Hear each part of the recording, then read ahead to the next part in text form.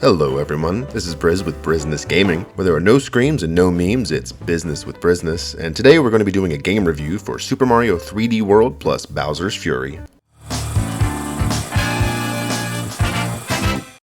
We'll kick things off here with Super Mario 3D World since it's a previously released game. There isn't a whole lot to talk about if you've played the Wii U version of the game. If you haven't, 3D World plays similar to New Super Mario Bros. Design, where you have a world map linked by connected levels that you unlock in succession as you complete them.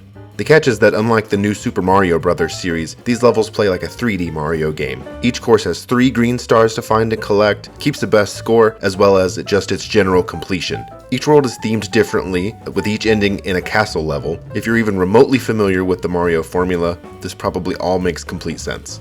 The game itself, I've always thought, is an underrated gem for a Mario game. The courses are fun and challenging.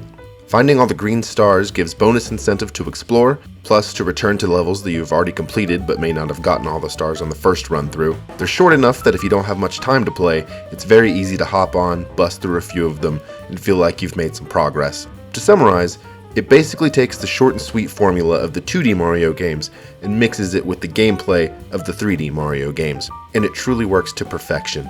This is my personal favorite Mario game and remains so.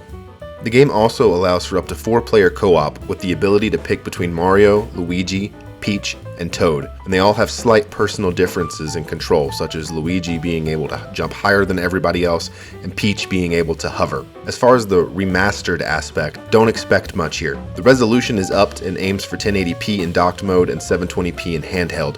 It runs in 60 FPS in both modes. The art style does hold up incredibly well for a game made in 2013, so honestly, not much needed changed. The only significant change that is noticeable is that the walking speed has been increased so the game plays a little snappier than it did on the Wii U. All in all, it's a fantastic Mario game that has remained a fantastic Mario game. Now for the part most of you are probably more curious about, I'm sure. Bowser's Fury. I was honestly not sure what to expect when going into this bonus game. I knew the very basics that the trailer showed, but that was pretty much it. So I played this going into it with a pretty clean slate of expectation. The game itself borrows a lot from 3D World. A lot of the same concepts, power-ups, gameplay elements carry over. There are 2 big differences.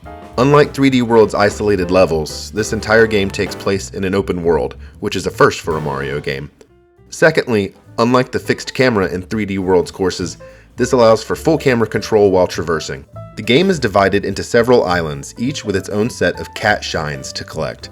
These are just cat-themed stars. You know the routine by now, I'm sure. And several hidden cat shines throughout the world. Each island is marked with a big cat arch that as you walk through it, it will let you know the current objective you have to earn the new cat shine. The gimmick here is that as you traverse, a giant kaiju-sized Bowser will appear every few minutes and rain fire at you from his mouth in the sky. He will eventually get bored and retreat, but you can send him away early by either obtaining a cat shine while he's out, or if you have enough cat shines to get a Giga Bell, that will turn you into a kaiju-sized Super Saiyan-looking Cat Mario. Here you will duke it out with the Kaiju Bowser on a battlefield that is literally the entire world map, albeit now much punier looking after your enormous growth. It's actually a really cool aesthetic. Bowser popping up and bringing a raging hellscape every few minutes is cool at first, and I was okay with it for the first few hours, but eventually I grew tired of it. It started to just annoy me when I wanted to explore.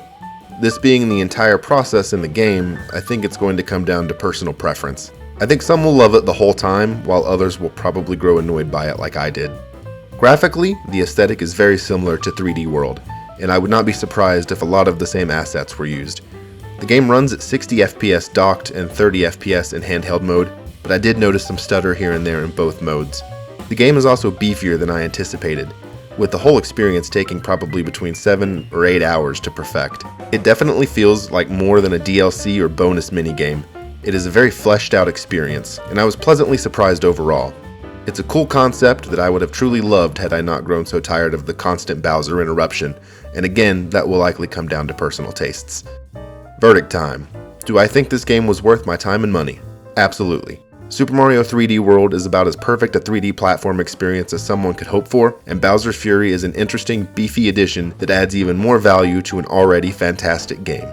So what did you guys think of the game? Let me know in the comments below. If you enjoyed the review, give the video a like, and make sure you hit that subscribe button so you don't miss the next video. Thanks, and I'll see you next time.